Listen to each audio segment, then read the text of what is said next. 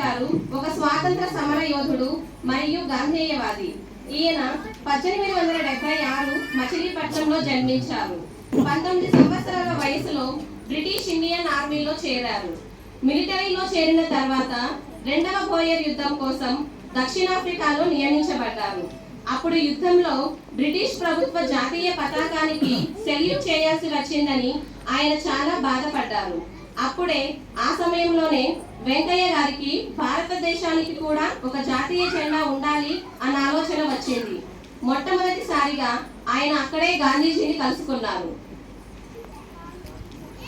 నమస్తే గాంధీజీ గారు. నమస్తే. మీరు మన భారతీయులు కదా? అవునండి.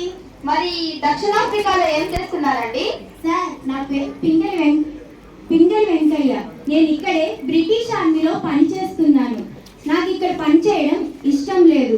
వాళ్ళ జెండాకు సెల్యూట్ చేయడం అస్సలు ఇష్టం లేదు.